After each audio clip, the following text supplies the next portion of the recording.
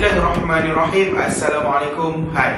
Bertemu kita sekali lagi dalam siri pembedahan buku sejen yang seterusnya, iaitu masih lagi dalam buku yang sama, kerjasama bersama dengan penerbit USM, iaitu buku Bagaimana Berinteraksi dengan Bid'ah, karangan Ustaz Hafiz Mahyidin, iaitu ataupun lebih dikenali sebagai Ustaz Hafiz Qadian. Baik, aku nak sambung pembedahan ini dengan seperti apa yang telah aku bagi tahu pada pembedahan yang sebelum ni. Ustaz Hafiz dia mendefinisikan bid'ah ni, dia pecahkan kepada dua golongan, dan aku menghargai usaha itu kerana dia memudahkan sikit kefahaman kita sebagai pembaca. Walaupun ada kritikan aku pada minggu lepas, tapi masih lagi kita menghargai usaha Ustaz Hafiz, kerana dia bahagi kepada dua, iaitu golongan muwassim'un dan juga golongan mudayyiqun. Pada minggu ni aku nak kita sebagai pembaca untuk mendelusuri gaya pemikiran golongan muwassim'un. Okey, kerana pada aku dia pentinglah untuk kita faham dan kenal golongan muwassim'un dan golongan mudayyiqun, kerana dia menjadi tunjang utama buku ini ditulis. Okey, dalam gaya pemikiran golongan muwassim'un terdapat 3 hadis utama yang menjadi fokus perbincangan kepada golongan muwassim'un. Iaitu hadis yang pertama adalah hadis daripada Jabir bin Abdullah. Okey, Jabir, hadis ini adalah hadis yang biasanya kita baca dalam khutbatul hujjah tu, yang fa inna asdaqal hadithi kitabullah wa inna afdalal hadi Muhammad wa syarrul umuri muhdatsatuha wa kullu muhdatsatin bid'ah wa kullu bid'atin dhalalah wa kullu dhalalatin finnar. Ini hadis yang sangat famous lah, okey. Maksud dia aku tak baca. Dan hadis yang kedua adalah hadis daripada Aisyah.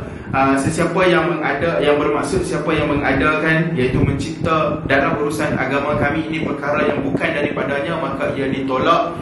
Kalau tak salah aku, hadis ini adalah hadis kelima dalam hadis 40 Imam Nawawi.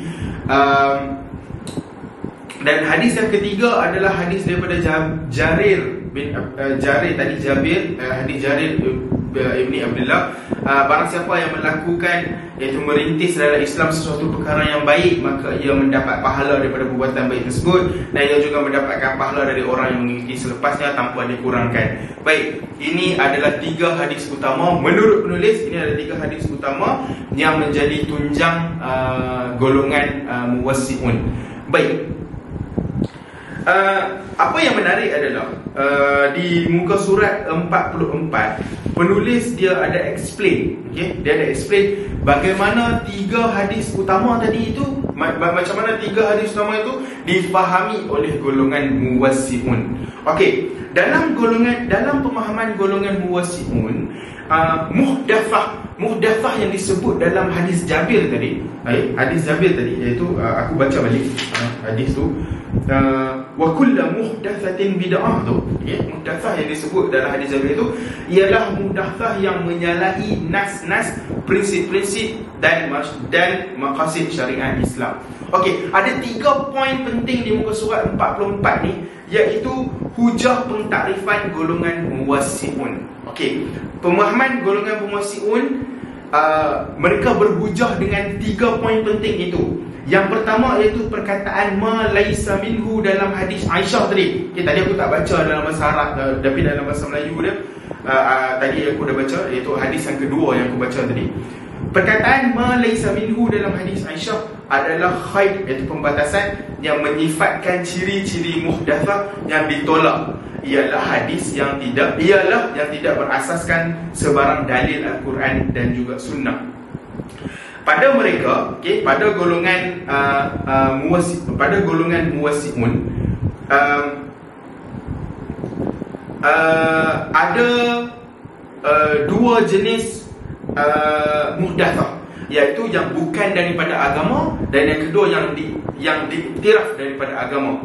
Okey, sekiranya semua muhdatsah ditolak secara mutlak, sudah tentu qaid yang Nabi SAW sebutkan pada muhdatsah yang ditolak itu tidak mempunyai faedah.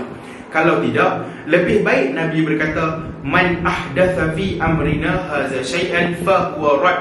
Sesiapa yang mengadakan sebarang perkara baru, ia akan ditolak. Jadi itu antara hujah golongan muwassi'un. Dan yang kedua, hadis Jarir yang menunjukkan baginda membahagikan sunnah yang dilakukan oleh orang ramai kepada sunnah sunnah hasanah dan juga sunnah sayyi'ah. Okey, so hadis Jarir tadi yang dikatakan siapa yang melakukan perkara baik dalam Islam maka dia akan mendapatkan pahala tadi. So itu adalah hadis yang dimaksudkan. Maksud sebutan man sanna fil al-Islam sunnah hasanah ialah sesiapa yang memulakan atau menganjurkan perbuatan baik, seperti apa yang aku cakap tadi lah. Dan menurut buku ni, tafsiran ini disokong oleh amalan beberapa sahabat yang menganjurkan sunnah hasanah yang belum pernah diajar oleh baginda Nabi SAW, seperti Qubayb ibn Ali, Rifa'ah ibn Rafi' dan Mu'adh ibn Jabal. So ini adalah tiga individu yang dikatakan menganjurkan sunnah hasanah yang belum pernah diajar oleh baginda. Tapi dekat sini penulis tak bagi tahu, dia tak bagi tahu apa tiga sunnah hasanah yang dibuat oleh tiga sahabat tadi. So aku tak pasti dan aku tak cari apa tiga sunnah hasanah tersebut. Baik, itu kita kena faham bagaimana gaya pemikiran golongan muwassi'un. Dan yang seterusnya berkenaan dengan isu penambahan dan pengurangan. Penambahan, isu ziyadah dan pengurangan naqs dalam ibadah. So ini dalam muka surat 46. Okey, ini kita kena faham dahulu. Dalam isu pengurangan secara keseluruhannya memang penulis dia kata pengurangan tak boleh. Okey, dalam golongan muwassi'un pengurangan memang tak boleh lah. Itu bahasanya bukan saja daripada golongan muwassi'un. Kalau dia tak ada apa-apa keuzuran dan sebagainya, tidak ada isu yang membolehkan kita mengurangkan ibadah kita.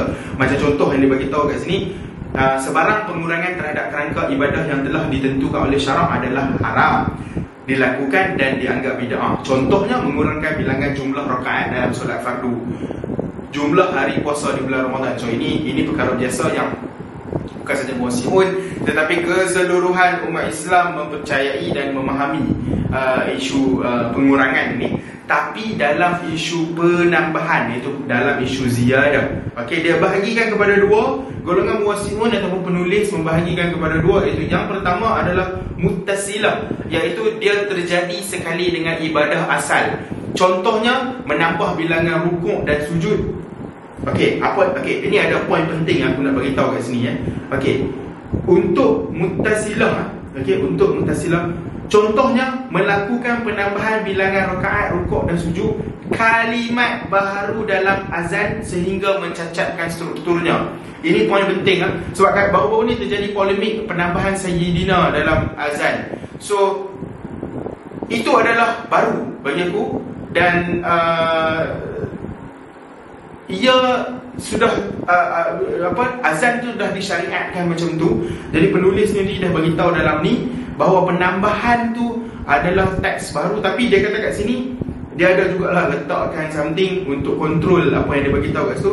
Tegahan tersebut disebabkan penambahan berlaku secara bersekali yang merosakkan struktur asal ibadah, ataupun yang bab azan tadi sehingga mencacatkan strukturnya. Jadi bagi aku apa-apa saja yang penambahan yang tidak sepatutnya berlaku, macam contoh isu yang baru-baru ni penambahan sayyidina tu, sebab pada aku sepatutnya ia tidak berlaku lah. Walaupun ada ulama-ulama moden dan sebagainya yang membolehkan perkara itu berlaku, tapi pada aku baik kita berbalik-balik kepada apa yang telah disyariatkan kepada kita. Azan seperti mana yang telah disyariatkan kepada kita, itu pun sudah cukup memadai dan sudah cukup baik. Kerana penambahan ni kita kena jaga-jaga sikit. Seperti apa yang penulis bagi tahu kat sini, aku nak sambung balik. Penulis dia bahagi kepada dua, iaitu muttasilah, iaitu yang terjadi sekali dengan ibadah asal. Yang kedua adalah munfasilah, iaitu luar daripada struktur ibadah. Pada penulis, ia dibenarkan selagi tidak dinisbahkan kepada golongan, selagi tidak dinisbahkan kepada Nabi SAW. Contoh ada di muka surat 49, membayar zakat melebihi kadar yang ditetapkan oleh syarak kepada asnaf, mengerjakan solat sunat selepas fardu, membaca selawat selepas bacaan wirid tertentu dan sebagainya. Itu adalah apa yang penulis gariskan di muka surat 49. Jadi apa yang kita kena faham adalah pada pemikiran golongan muwassi'un, pengurangan tak boleh, yang diharamkan.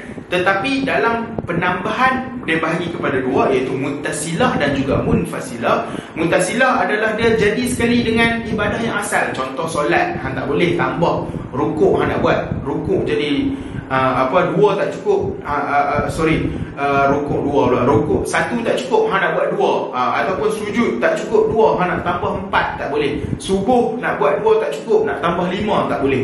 Seperti apa yang telah disyariatkan. Dan munfasilah itu dia berlainan, dia luar daripada ibadah asal, seperti yang dia bagi tahu tadilah, contoh-contoh yang telah digariskan pada muka surat 49 tadi, iaitu dia tak sekali dengan ibadah yang telah disyariatkan kepada kita. Jadi untuk golongan ataupun tafsiran bid'ah bagi golongan muwassi'un, itu sahaja daripada aku. Kita akan sambung pada sesi yang seterusnya, iaitu tafsiran bid'ah bagi golongan mudayyikun. Sekian, terima kasih.